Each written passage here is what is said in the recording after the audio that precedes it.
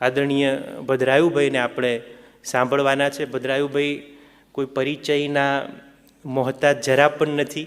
એમની પ્રભાવક શૈલી, એમનું પ્રભાવક વ્યક્તિત્વ, એમની શિક્ષણ નીતિ, એમની શિક્ષણ રીતિથી આપણે બધા પરિચિત છીએ. એ બોલે છે તો બસ સાંભળતા રહીએ એવી એક ક્ષણ, એક પરાકાષ્ઠા આવે છે કે ભદ્રાયુભાઈ બોલવાનું બંધ ના કરે. ઘણા બધા એવા વક્તાઓ હોય છે, આમાંના એક છે. બહુ ટૂંકો ભદ્રાયુભાઈનો પરિચય. મૂળે બેંકમાં એમણે કામ કર્યું ને બેંકની નોકરી છોડીને શિક્ષક બન્યા. શિક્ષકથી અધ્યાપક ને અધ્યાપક તરીકેની એમની એટલી ચાહના વિકસતી અને વિલસતી રહી છે કે આજ સુધી એ સાહિત્ય જગત, શિક્ષણ જગતમાં બહુ આદરપૂર્વક લેવાતું એવું નામ છે. જુદા જુદા પદો પર એમણે જવાબદારીઓ વહન કરેલી છે. અદાણી ફાઉન્ડેશનના શિક્ષણ ડાયરેક્ટર તરીકે એમણે ખૂબ પ્રશંસનીય સેવાઓ આપી છે અને છેલ્લે એ લોકભારતી સણોસરાના પ્રથમ કુલપતિ તરીકે એમણે યશસ્વી કામગીરી કરીને એ મુક્ત થયા છે. સક્રિય છે, આપણને માર્ગદર્શન આપવાના છે. NEP 2020 અને વિકસિત ભારતની જે આખી યાત્રા છે એ સંદર્ભે એ વિશે પ્રસ્તુત કરવાના છે. પ્રિય ભદ્રાયુભાઈને વિનંતી કરું કે આવે ને માર્ગદર્શન આપે. ભદ્રાયુભાઈ.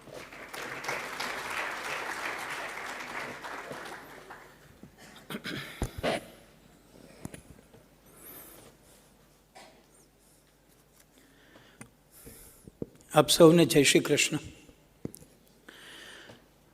પૂજ્ય ભાઈશ્રી, આપને વંદન. આ સંસ્કૃતિ ચિંતનનું ભાગ્ય જેની સાથે જોડાયેલું છે એ ભાગ્યેશભાઈને પણ વંદન. અહીં જે સારસ્વતો અને શ્રોતાઓ બેઠા છે એમને અને ઋષિકુમારોને પ્રણામ સાથે હું મારી વાત શરૂ કરું. આમ તો એવું થયું છે કે જયેન્દ્રસિંહે આખી શિક્ષણ નીતિનો પાયો બાંધ્યો છે, સરસ રીતે પાયો ભરી આપ્યો છે અને સંજયભાઈએ એની ઉપર એની ઇમારત પણ ચણી આપી છે. મારું કામ એના રંગરોગાન કરવાનું છે. સામાન્ય રીતે રંગરોગાન કરનારા લોકો ઘણો સમય લેતા હોય છે, પણ હું એટલું બધું નહીં લઉં, કારણ કે ભૂખે ભજન ન થાય એવું ભજન મને યાદ છે. મિત્રો, NEP વિકસિત રાષ્ટ્ર ભણીની યાત્રા. મારે મુદ્દાસર વાત કરવી છે, છતાં પહેલો પૂર્વ ભૂમિકામાં હું થોડી વિચિત્ર વાત કરું. મને એમ લાગે છે કે સ્વતંત્રતા આપણને કદાચ ગાંધીને લઈને મળી, પણ સ્વતંત્રતા પછી જગાડવાનું કામ મેકોલેએ કર્યું છે. આ મેકોલે આપણા ઉપર એટલો બધો સવાર થયેલો છે કે જે કંઈ કરવું હોય તે મેકોલેને ટાંકીને જ કરવા આપણે ટેવાયેલા છીએ. મને એમ છે કે મેકોલેને ગયે પણ ઘણા વર્ષો થઈ ગયા હશે, હજી મેકોલે છૂટતો નથી. એ મુદ્દો એટલા માટે વિચારવા જેવો છે કે ગયો પછી એણે આપણા ઉપર બધું છોડ્યું જ હતું. આ અમૃત મહોત્સવ ઉજવાય છે આપણો, 75 વર્ષમાં ક્યાંય મેકોલે વચ્ચે આવ્યો નથી.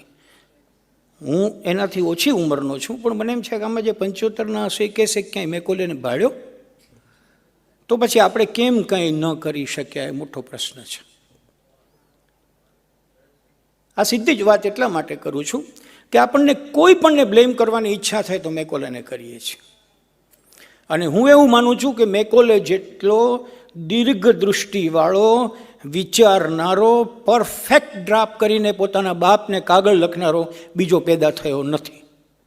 કેટલું મોટું મૂલ્યાંકન કરેલો, પત્ર વાંચો તો ખ્યાલ આવે. રસ્તો ચિંતી દીધો કે આ લોકોને તોડી પાડવા હોય તો શું કરવું. ધાડા 75 વર્ષમાં આપણને કોઈ એવો ન મળ્યો કે એ તોડી ગયો ને સાજું કેમ કરવું. એટલે હું એને આપણા સુધારાઓનો ભીષ્મપિતામહ ગણું છું. ઘણી વખત આપણને મદદ કરનારા ને નડનારા લોકો આપણને સુધારતા હોય છે. અને એમણે જે કર્યું એના ઉપર આપણે અત્યારના શિક્ષણ નીતિ લઈને આવ્યા છીએ. સામાન્ય રીતે એવું બનતું હોય છે મિત્રો કે જે એક્ટિવિસ્ટ લોકો હોય, એ જે વિચારો ધરાવતા હોય, એ વિચારો સત્તામાં બેસે એના સુધી કદાચ પહોંચતા નથી. કદાચ પહોંચ્યા હોય તો એ સત્તામાં બેઠેલા લોકો પાસે પહોંચેલા વિચારો નીતિ નિર્ધારકો પાસે પહોંચતા નથી. અને પરિણામ એવું બને છે કે જે એક્ટિવિસ્ટ લોકોની અપેક્ષા છે, જે રાષ્ટ્ર માટે સારી છે, એ નીતિમાં રિફ્લેક્ટ થતી નથી. તમે મને પૂછો કે આટલું બધું શું કામ બોલ્યા, હું ચોક્કસ એમ કહું કે રાષ્ટ્રીય શિક્ષણ નીતિ 2020 હું જે બોલ્યોનું ઉદાહરણ છે. આપણે જે જોઈએ છીએ એવું કંઈ નીતિમાં નથી. Let me tell be very frankly, હું એમના વિશે ઘણી સરસ વાત કરવાનો છું. એવું કશું જ નથી. ગઈકાલે જ વાત થતી હતી ગુરુકુળ પદ્ધતિ શ્રેષ્ઠ છે. આ નીતિની અંદર ગુરુકુળ પદ્ધતિ વિશે કંઈ લખ્યું નથી. લખી શકાયું હોત, નથી લખ્યું. હું હિન્દી, ગુજરાતી અને અંગ્રેજી ત્રણે ડ્રાફ્ટ વાંચી ગયો છું. 2 મારી ભેગા છે અત્યારે. No mention of any kind of gurukul પદ્ધતિ. ઓન ધ કોન્ટ્રરી, 15 વર્ષ પછી કૃષ્ણને ભણવા મોકલ્યા હતા, જ્યારે એણે બધા પરાક્રમો કરી લીધા હતા. રાઈટ? પછી એને ભણવા મોકલ્યા. આમ તો કીધું કે હવે તમે આવો ગાદીએ બેસો, એટલે કીધું ના, મારાથી ગાદીએ ન બેસાય. કેમ ન બેસાય? તો હું હજી ભણ્યો નથી, માટે ગાદી નહીં બેસું, હું ભણવા જાઉં છું. અને આશ્રમમાં ભણવા ગયા હતા. અને આપણે 3 વર્ષથી બાળકને સ્કૂલમાં લઈ આવવાનું પ્રપોઝ કર્યું છે, at the age of 3 years. આ વાત આજના બદલાતા સમય પ્રમાણે ઘણી સારી છે. આઈ ડોન્ટ સે કે ખોટી છે. એનું એક કારણ છે કે આપણા મા બાપો બાળકને જન્મ આપ્યા પછી 6-8 મહિનામાં એટલા બધા ત્રસ્ત થઈ જાય છે કે એને એમ થાય કે આ બાળક ઝડપથી બહાર જાય તો સારું. એટલે પરિણામે જે 1.5 વર્ષના બાળક માટે પેલા પ્લે હાઉસો ચાલવા લાગ્યા હતા, એને રેગ્યુલરાઇઝ કરીને મૂળ સિસ્ટમમાં ભેળવવા માટેનું એક કારણ એ ECCV છે, અર્લી ચાઇલ્ડહુડ કેર એજ્યુકેશન. એ આનું પહેલું ચેપ્ટર છે. મને વિરોધ નથી, વહેલું લઈ આવ્યા બાળકને, પણ આપણે એ બાળકને એ ઉંમરમાં જે વાતાવરણ, જે વાલ, જે લાડ આપવા જોઈએ તે આપી શકીશું? Shall we be another mother in our education system for this age group? હવે આનો જો જવાબ હા હોય તો ભારે ભારે સ્વીકાર છે, પણ એવું નથી બન્યું. તો પ્રશ્ન એ આવીને ઊભો રહે કે આપણે જે વાત મૂકવી છે, માનો કે રાષ્ટ્ર માતૃભાષાની વાત આપણે કરી કે પ્રાથમિક શિક્ષણ તો માતૃભાષામાં જ થવું જોઈએ, એવું નીતિમાં લખ્યું છે. પણ લખ્યું છે શક્ય બને તો, સ્થાનિક સ્થળની અનુકૂળતા હોય તો. દેટ મીન્સ એક્ટિવિસ્ટ જે માનતા હતા એ શાસકો સુધી નથી પહોંચ્યું ને કાં શાસકોથી નીતિ નિર્ધારકો સુધી નથી પહોંચ્યું. આ વાત હું એટલા માટે કહું છું, જરા વિચિત્ર વાત છે. અત્યારના રાષ્ટ્રની અંદર સંસ્કૃત માટેની જેટલી વાતો થાય છે એટલું સંસ્કૃત માટેનો કોઈ ટેકો આપવાનું કામ થતું નથી. ભાઈ શ્રી અહીંયા બેઠા છે, જે આવડા મોટો ઋષિકુમારીઓનો બહુ મોટો ભાર ઉપાડીને સહજતાથી કર્મ કરે છે. તમે ગુજરાતની પાઠશાળાઓમાં જાઓ, અસિતભાઈ બેઠા છે એને ખ્યાલ છે. ગુજરાતની પાઠશાળાઓ કે જે સંસ્કૃતનો પાયો શીખવે છે. ગઈકાલે અશ્વિનીજી કહેતા હતા કે વેદને ભણતરમાં મૂકી દો. કોણ શીખવશે ભાઈ? કોણ શીખવશે? વેદ સડસડાટ વાંચી શકાય એવું નથી. It is easy to say, it is most difficult to implement. મને ખ્યાલ છે કે આ બધા લોકો માટે બહારથી એના જ્ઞાતાઓ બોલાવવા પડે છે. માધવપ્રિય સ્વામીને ત્યાં સાઉથમાંથી લોકો આવે છે અને એ શીખવે છે વેદ. વેદ કાંઈ આ ચોપડી વંચાય એમ નથી વાંચી શકાતું, અને વાંચવાની આવડત હોય તો એમાંથી કાંઈ સમજાતું તો છે જ નહીં. આ બહુ જાહેરમાં કહું, હું વેદ માટે બરાબર માન મર્તબો ધરાવું છું, પ્રણામ કરું છું, પણ ઇટ ઇઝ સો ડિફિકલ્ટ. હવે તમે કહો કે એને સિલેબસમાં મૂકી દો, એટલે મૂકી દેવાનું તો શું કરવું પડે? મને તો વિચાર આવ્યો હતો સર, ફ્રેન્કલી સ્પીકિંગ. અત્યારના પેલું ગેરંટીવાળી વાત ચાલે છે ને, એમાં એક વાત અત્યારે આપણે મૂકવી જોઈએ કે ન્યૂ પ્રાઇમ મિનિસ્ટરની ગેરંટી સંસ્કૃત પાઠશાળાઓ નંબર 1 ઉપર ભારતમાં મુકાશે. આ પહેલી ગેરંટીની જરૂર છે સાહેબ. તમે સંસ્કૃતના વિષયના ઓપ્શનમાં છોડાવી દીધો. CBSEમાં એન્ટર કરો, ગૂગલમાં જાઓ, કેટલા સબ્જેક્ટ, હિન્દી ઓબ્લિક સંસ્કૃત લખી નાખ્યું, એટલે લોકો હિન્દી ઉપાડે, સંસ્કૃત સામું કોઈ જોવે નહીં. તો ક્યાંથી સંસ્કૃતની વાત કરશું સાહેબ? કે વાત જ કરવી છે તો કંઈ ખોટું જ નથી, ચાલુ રાખો. માતૃભાષાની આ પરિસ્થિતિ. અને ત્રીજો મુદ્દો મારે જે કહેવાનો છે નીતિ વિશેનો, તે ખૂબ સુંદર સ્કિલ મેં અહીંયા લખ્યું છે સાહેબ, કે હવેનું એજ્યુકેશન આપણે કેવી રીતે લઈ જવું છે, તો કે ડિગ્રી ઓરિએન્ટેડમાંથી આપણે સ્કિલ ઓરિએન્ટેડ એજ્યુકેશનમાં જઈ રહ્યા છીએ એવું નીતિ કહે છે. અને બહુ જ આનંદનો વિષય છે. સમજ્યા છીએ ઘણા વર્ષે આપણે. લાગ લગાટ ભણાવ્યા કરવાની ખરેખર કોઈ જરૂર નથી સાહેબ. આ બધા પ્રશ્નો આપણે ચર્ચીએ છીએ ને એ શિક્ષણના ચર્ચીએ છીએ. કેળવણીનું એક શબ્દ આપણે બોલતા નથી. કેળવણીની શરૂઆત કરો તો એની મેળે આપોઆપ શિક્ષણ પાછળ પાછળ ચાલ્યું આવશે. આપણે કેળવણીને તાળા માર્યા સાહેબ, કેળવણીને તાળા માર્યા. લોક ભારતીમાં અમે વિદ્યાર્થી પાસેનો રૂમ સાફ કરાવીએ તો બીજે દિવસે લીડિંગ છાપાની અંદર આવે, વિદ્યાર્થીઓ પાસે મજૂરી કરાવે છે. હવે એ છાપાનો માલિક પોતે છાપા નાખવાવાળા પાસે મજૂરી કરાવતો હોય તો એનું કોણ લખે કોણ? એક કોલથી તમે કૌશલ્યના વિકાસની વાત કરો છો, બીજી કોલથી તમે આવી બધી મર્યાદાઓ મૂકો છો. બહુ સુંદર વાત મૂકી કે 10મું ધોરણ પાસ કરશે વિદ્યાર્થી આ નીતિ પ્રમાણે ત્યારે એક કૌશલ્ય લઈને નીકળશે. હું આનો બહુ જ ભારપૂર્વકનો ટેકેદાર છું આ વાતનો. એટલા માટે કે 10 ધોરણ પછી એ બહાર નીકળે ત્યારે પોતે પોતાનું કમાવા લાગે, આજીવન એ કંઈક મેળવવા માંગે. મેળવશે ત્યારે એને સમજાશે સાહેબ કે મેળવવું કેટલું અઘરું છે. આપણે તો આપણા દીકરાઓને સાહેબ માસ્ટર્સ થઈ જાય, MD MS થઈ જાય ત્યાં સુધી બાપ ખભે ઉપાડીને ફરતો હોય છે. એ દીકરો ઓન ન કરતો હોય, બાપુજીના પૈસે બધું જ ચાલતું હોય. અને બીજા દેશો જેમાંથી આ રાષ્ટ્રનીતિ લેવામાં આવી છે, ગઈકાલે વાત થતી હતી સાહેબ કે આપણું બંધારણ બહારથી લેવામાં આવ્યું છે. રાષ્ટ્રનીતિના પણ કેટલાય આયામો બહારથી જ લેવામાં આવ્યા છે, કારણ કે એનું પ્રેક્ટિકલ એપ્લિકેશન શક્ય નથી. The point is that. વિચાર તો ગમે ત્યાં હોય, આનો ભદ્રાહ ક્રતવો યંતુ વિશ્વત, ચારે તરફથી આવવા દો, વાંધો નથી. પણ પ્લાન એ છે કે જે સ્કિલ એજ્યુકેશનની આપણે વાત કરી કે 10મું ધોરણ પૂરું થાય ત્યારે એક કૌશલ્ય લઈને બહાર નીકળે. તમે કલ્પના કરો, આ કૌશલ્ય આપવા માટે શાળાઓમાં આપણી કોઈ વ્યવસ્થા ઊભી કરી છે? આ વર્ષે 16.5 લાખ લોકોએ વિદ્યાર્થીઓએ પરીક્ષા આપી. આ 16.5 લાખ લોકોને એક એક કૌશલ્ય શીખવા માટે કેટલું જોઈએ એની વિચારણા કરી છે? તો કે ના, તો એમને થઈ જશે. વિકસિત રાષ્ટ્ર તમે બોલો ત્યારે યાદ રાખવું પડે કે તમે વિકસિત રાષ્ટ્ર નથી, અંડર ડેવલપ છો અથવા ડેવલપિંગ છો. બીજું પ્રકાર છે મોડરેટ ડેવલપ છો, અને ત્રીજું છે એ ઓલરેડી ડેવલપ્ડ છો. હવે આપણે પહેલાં બેમાં ક્યાંક આવીએ છીએ. આ વિકસિત રાષ્ટ્ર છે એ મિત્રો આપણું એક સ્વપ્ન છે, અને કોઈ પણ સ્વપ્નને સાચું પાડવું હોય તો બધાએ એકસાથે હાથ મેળવીને મથવું પડે. આ વિચાર ક્યાંથી આવ્યો?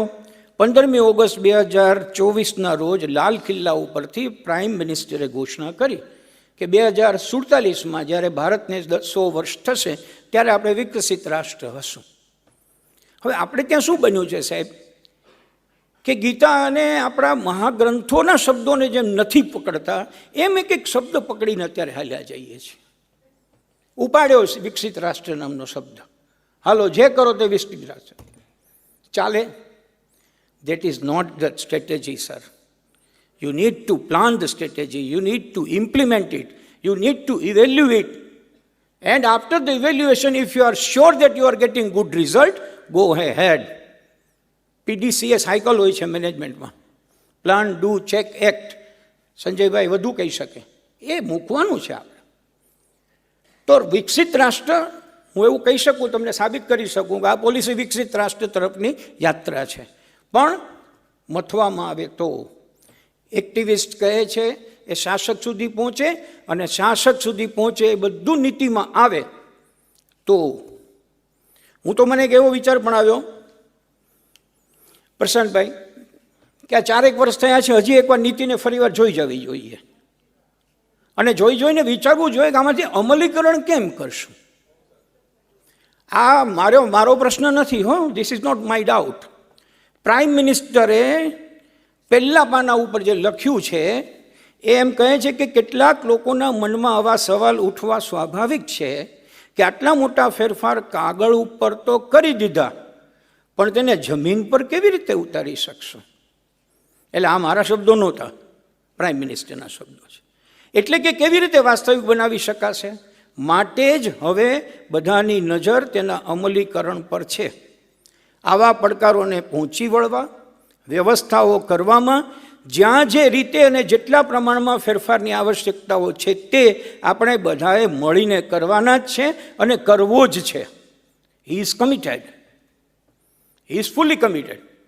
જ્યાં સુધી રાજકીય દૃષ્ટિકોણની વાત છે ત્યાં સુધી હું પૂરેપૂરી રીતે વચનબદ્ધ છું, પૂર્ણ રીતે તમારી સાથે છું. એમણે પોતાની બરાબર પ્રતિબદ્ધતા વ્યક્ત કરી છે.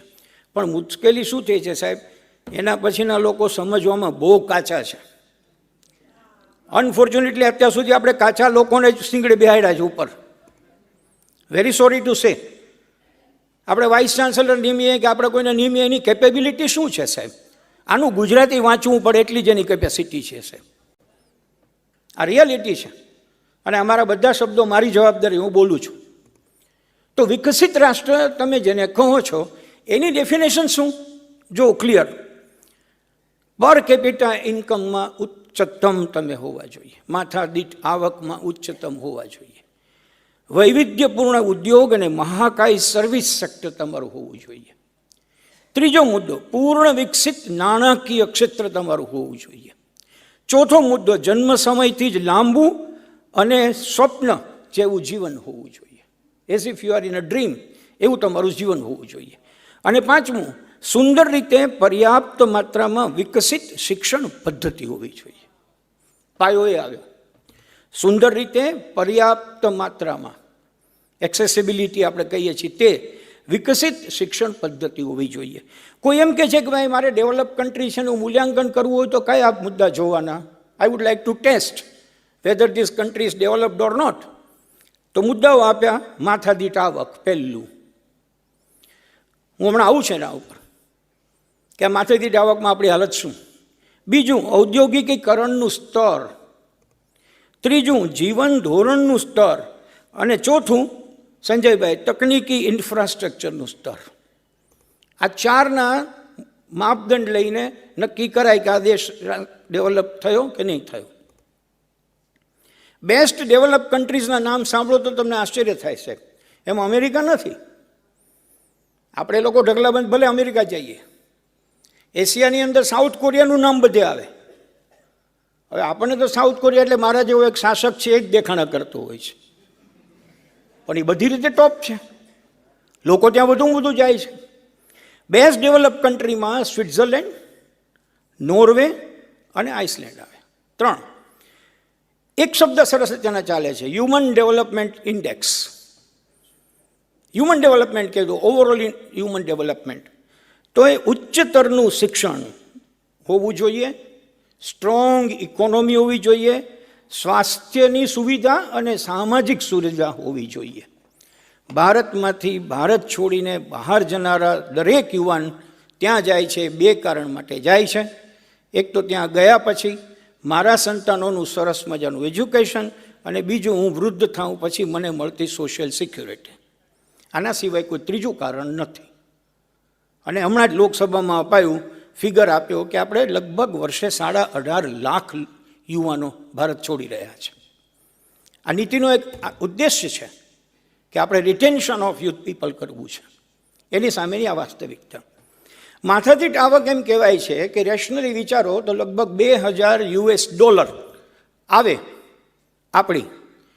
જો ડેવલપ કન્ટ્રી હોઈએ તો આપણે 12,000 થી 15,000 સુધી જવું જોઈએ નિમ્નતમ, અને 25,000 થી વધુ ઉચ્ચતમમાં આપણે જવું જોઈએ. હવે ત્યાં જબ પહોંચવા માટે, માથાદીઠ આવક વધારવા માટે આપણે શું કરવું પડે? સાક્ષરતાનો દર વધારવો પડે, શિક્ષણની ઉપલબ્ધતા વધારવી પડે, સ્વાસ્થ્ય સારવારની ઉપલબ્ધતા વધારવી પડે. તમને પ્રશ્ન થાય કે આમાં અત્યારે આપણે ક્યાં છીએ?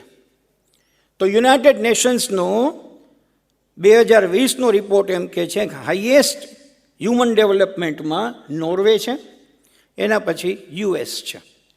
ટોપ 10માં Norway, Ireland, Switzerland, Hong Kong, Iceland, Germany, Sweden, Australia, Netherland, Denmark, America છે. આ બધા HDI, સુખ પ્રાપ્તિ, હું જ્યાં છું ત્યાં સ્વસ્થ રીતે સુખીથી આનંદ થઈને રહું તે. છેલ્લો મુદ્દો, ભારતની અંદર ઇન્કમ નથી વધી રહી છે. રોજગાર નથી વધી રહ્યો છે. પણ ભારતની મોટી તકલીફ એ છે, રીચ રીચર રીચેસ્ટ, પુઅર પુઅરર પુઅરેસ્ટ. આ મોટી તકલીફ સાહેબ. આ તકલીફમાંથી આપણી શિક્ષણ નીતિ કેવી રીતે બહાર લાવશે એવું વિચારીને પેલી સ્કિલવાળી વાત મૂકી છે. સમજો તમે, નીતિમાં સરસ મૂકાણું છે, પણ અમલીકરણ કેમ કરવું? તો એમ કહે છે કે તમારે 2047માં વિકસિત રાષ્ટ્ર થવું હોય તો ફોકસ ઓન હાયર એજ્યુકેશન, ઉચ્ચ શિક્ષણ ઉપર ફોકસ કરો. એમાં પણ nurture generation of skilled professionals. Skilled પ્રોફેશનલની શું વસ્તુ છે સાહેબ, તમે વિચાર કરો. સંજયભાઈ, આપ જેમાં છો એમાં ડિગ્રી કોલેજોની અંદર સંખ્યા નથી સરકારમાં, છતાં 3 શિફ્ટમાં આપણે ચલાવીએ છીએ. અને મારા તમારે ઘરની આજુબાજુ ઇલેક્ટ્રિશિયન, પ્લમ્બર, ટર્નર, ફિટર, એના માટે કોઈ શિક્ષણની વ્યવસ્થા આપણે રાખેલી નથી. તો કમાવાનું છે કોણ? એ ઓસ્ટ્રેલિયા શું કરે છે, 10મા ધોરણથી છોકરાઓને પકડે અને પકડીને એને સફરજન ઉતારતા શીખવે, સફરજનમાંથી પલ્પ બનાવતા શીખવે. એટલે ત્યાં કોઈ હાયર એજ્યુકેશનમાં જવા તૈયાર નથી, કારણ કે હાયર એજ્યુકેશનમાં જાય તે પહેલાં હાયર એજ્યુકેશન પૂરું કર્યા પછી જે મળે એટલો પગાર એને વેચાણ મળતો હોય છે. સ્વપ્ન આ છે જો આપણું, ખરેખર શિક્ષણમાં સ્કિલ નવી એજ્યુકેશન પોલિસીમાં આવી રીતે આવ્યું. હવે એનું માળખું ગોઠવવું પડે, એના માટે જે કરવું પડે તે કરવું પડે. શિક્ષણ નીતિ એ તો આપણે ત્યાં સુંદર મજાની જમણવાર છે, દેશ વિદેશથી લોકો આવવાના છે, અને આપણે કેટરરને કહ્યું કે બેસ્ટ મેનુ બનાવને મેનુ બનાવીને એને આપ્યું, એને રાષ્ટ્રીય શિક્ષણ નીતિ કીધી. પછી એની અંદર જે જોઈએ તો આપણે આપવું પડે ને સાહેબ, એની વ્યવસ્થા તો આપણે ગોઠવવી પડે. બરાબર યાદ રાખીએ સાહેબ, સંકુલ પડકારોને ઝીલી શકવાની શક્તિ, ગુજરાતી મેં કર્યું છે. સંકુલ પડકારો, હમણાં જ વાત કરી સંજયભાઈએ કે જો નાની વાતની અંદર આપણે નિરાશ થઈ જઈએ છીએ, કેટલી આત્મહત્યાના કિસ્સાઓ બને છે. આમાં કહ્યું છે સંકુલ પડકારો ને ઝીલી શકે અને ટેકનોલોજીકલ એડવાન્સમેન્ટને અપનાવી શકે. આપણે ત્યાં અપનાવ્યું ખરું. I am very sorry to say સાહેબ, ડેટા ફ્રી કરવો એ સ્વતંત્રતા નથી. ડેટા ફ્રી કરવો એ આજના આવડા નાના યુવાનોને ગુલામ બનાવવા તરફની મોટી પ્રક્રિયા છે. તમે આવો મારી સાથે સાઉથ ગુજરાતમાં, ધરમપુરની આજુબાજુ, તમારા જેવા છોકરા બાઇક ઉપર બેસીને ખાલી રીલ્સ જ બનાવે છે. રીલ્સ જોવાનું જ કામ કરે. પ્રાઇમ મિનિસ્ટરે કેવું પડ્યું હતું, હમણાં એક સરસ એનો વાર્તાલાપ હું સાંભળતો હતો ત્યારે એણે વિદ્યાર્થીઓ સાથે ચર્ચામાં કહ્યું કે તમે બહુ રીલ્સ જોવો છો, કેટલી વાર સમય કાઢો છો, પ્રશ્ન પૂછ્યો હતો. That means he is aware about it, he knows. એમને ખબર છે કે કઈ દુખતી નસ છે, રાહ એટલી છે કે દબાવી દે બરાબર. મિત્રો, છેલ્લી વાત, નક્કર પ્રયાસો કરવા પડે શેમાં? ટેકનોલોજીમાં, ઇનોવેશનમાં, એજ્યુકેશનમાં અને ગવર્નન્સમાં. આ 4 પાયા જો આપણે બનાવી દઈએ અને 4 પાયામાં આપણે લાગી જઈએ તો પોલિસી પાસે બધું જ છે. આવું હું માનું છું કે થઈ શકે? ના, એવું નથી. એનો પણ સર્વે છે. એ સર્વેમાં પ્રેમસ બ્રેડનરના એક સર્વેમાં કહ્યું છે કે 70% લોકો માને છે કે 2047માં ભારત ગ્લોબલ લીડર હશે. 63% લોકો માને છે કે ગ્લોબલ ટ્રેડ, ટેકનોલોજી અને ઇકોનોમીમાં ભારત શાનદાર દેખાવ કરશે. પરંતુ આ માટે મજબૂત, સ્પષ્ટ અને આવડત આધારિત નેશનલ એજ્યુકેશન પોલિસી જોઈશે. મારી વાતના સમાપન તરફ જાઉં સર. ભારતની વસ્તીના 26% 0 થી 14 વર્ષના બાળકો છે જે પ્રાથમિક શિક્ષણનું ખુલ્લું આકાશમાં જીવે છે. ભારતનો સાક્ષરતા દર હાલ ઘણો સારો 77.7 છે, એમાં પણ કેરળ નંબર 1 છે. ઇંગ્લિશ પ્રોફિશિયન્સી ઇન્ડેક્સમાં વિશ્વના અંગ્રેજી બોલતા દેશોમાં ભારતનો 52મો નંબર છે. એનઈપી આપણને ક્વોલિફિકેશન લેડ એજ્યુકેશનમાંથી સ્કિલ બેઝ એજ્યુકેશન તરફ લઈ જવા માટેનો રાજમાર્ગ છે, માટે એ વિકસિત રાષ્ટ્ર તરફની યાત્રા છે. આ એક જ ઉપાય છે. દરેક હાથને કામ ચાઇના આપી શક્યું, તો ચાઇના હજી કહે છે કે વધુ બાળકો જન્માવો ભાઈ, જરૂર છે. આપણને ખ્યાલ છે વસ્તીમાં આપણે એની યારે બરાબરીમાં પહોંચ્યા છીએ, લગભગ હમણાં આંબી જશું. પણ China is ઇગર to give work to each and every hand of the youth. આપણી પરિસ્થિતિ શું છે? આપણે આપી શક્યા છીએ, પણ દરેક હાથની અંદર મોબાઈલ આપી શક્યા છે, અને એ મોબાઈલમાં એની વ્યસ્તતા છે. એ મોબાઈલનો ઉપયોગ થઈ શકે. સંજયભાઈએ કહ્યું તેમ અમે અમારી લોકભારતી યુનિવર્સિટીમાં મોબાઈલ ઉપર પ્રતિબંધ નહોતો મૂક્યો, મોબાઈલને વ્યાપક કરી દીધો. એસાઇનમેન્ટ મોબાઈલ ઉપર આપવાના, પેરેન્ટ્સ સાથે મોબાઈલ ઉપર વાત કરવાની, પોણું કામ મોબાઈલ ઉપર કરવાનું. એને એટલું બધું વર્ક આપો કે ઓલા રીલ સુધી પહોંચે જ નહીં. સમય મળે તો પહોંચે ને. Rigorous work. આપણે એમ કહીએ કે અંબાણીને ફોલો કરવો તો આમાં કરવા જેવું સાહેબ. આવવાનો સમય નક્કી, જવાનો નહીં. આ આપણે કરી શકીએ તો આઈ એમ શ્યોર કે જે કાંઈ ઈચ્છીએ તે ગેઇન આપણે કરી શકીએ. 2030 સુધીમાં ધારણા છે કે, હવે જો આ એનઈપીના આધારે કેટલાક પૂર્વધારણાઓ મૂકી. 2030 સુધીમાં એવી ધારણા છે કે ભારતની 20 યુનિવર્સિટીઓ વિશ્વની ટોપ 200 યુનિવર્સિટીઓમાં હશે. આ ધારણા છે. આજની પરિસ્થિતિ એવી લાગતી નથી. પૈસા આપે છે સરકાર. વિશ્વની ગ્રેટ યુનિવર્સિટી બનવા માટે દર વર્ષે 10 કરોડ આપ્યા. પુષ્કળ પૈસો આપે છે સાહેબ. તમે એવું ન માનશો કે ભારત પાસે પૈસો નથી. પુષ્કળ પૈસો છે. ચેનલાઇઝ નથી થયો, જવો જોઈએ ત્યાં નથી. સંસ્કૃત પાઠશાળાઓમાં વચ્ચે ક્યાંક હર્ડલ આવી જાય છે, બાકી બધે જ પૈસો છે. 2030 સુધીમાં રિસર્ચ આઉટપુટમાં વિશ્વની પહેલી 5 કેટેગરીમાં આપણે હોઈશું એવું કહેવામાં આવે છે. જ્યારે R&D પાછળનું ખર્ચ 140 બિલિયન આપણે કરીશું એવું માનવામાં આવે છે.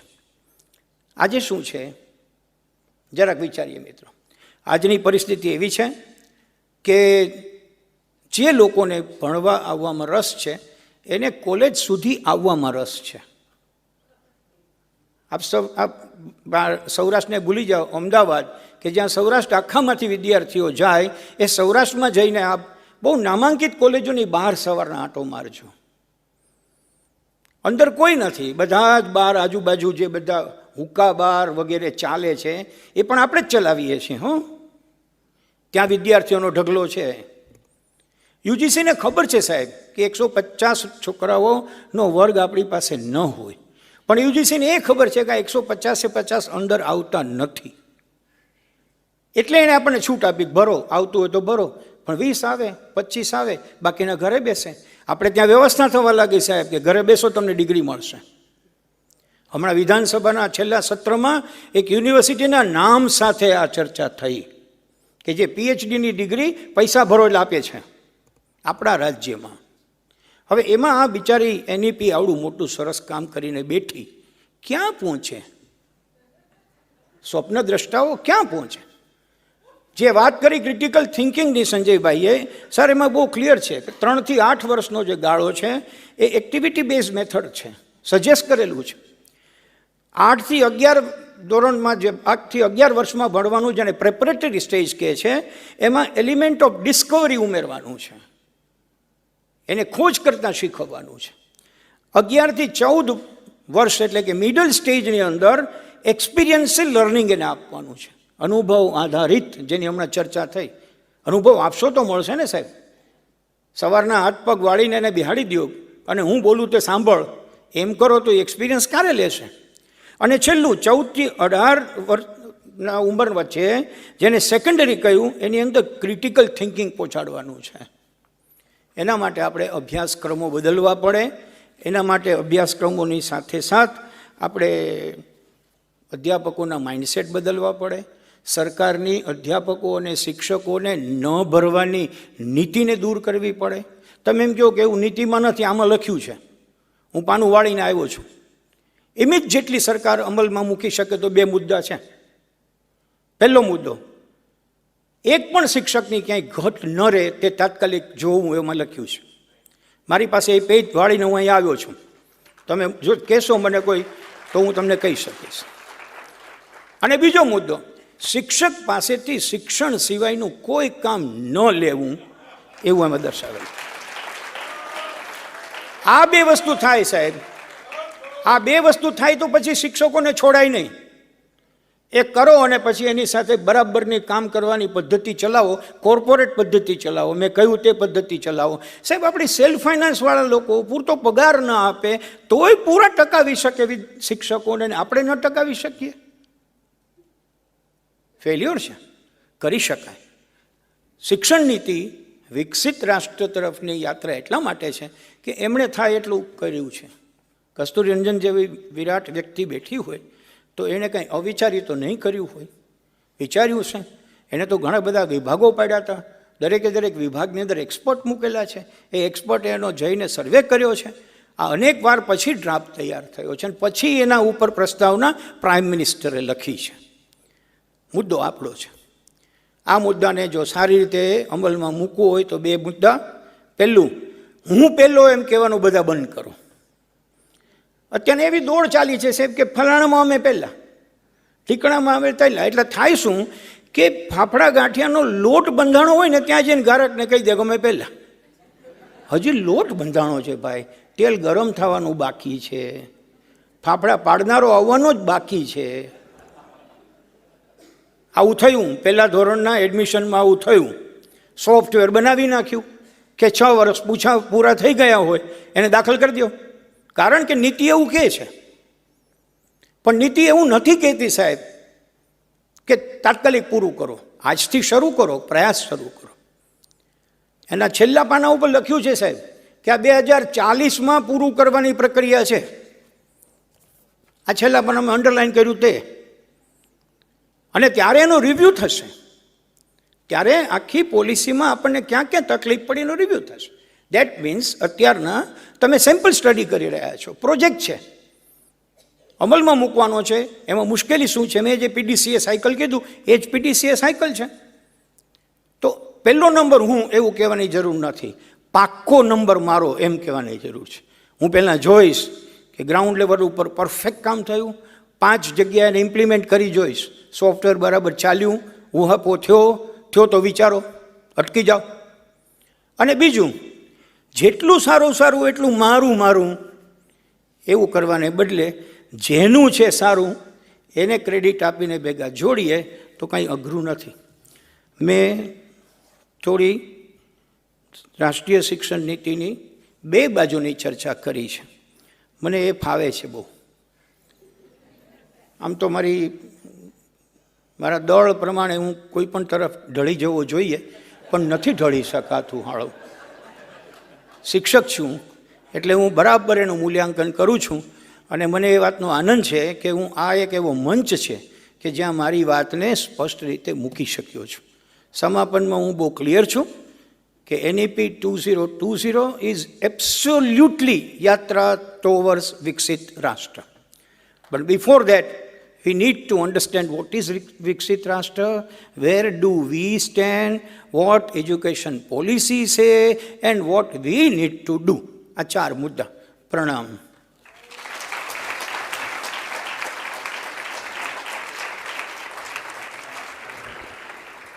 ખૂબ ખૂબ આભાર ભદ્રાયુભાઈ.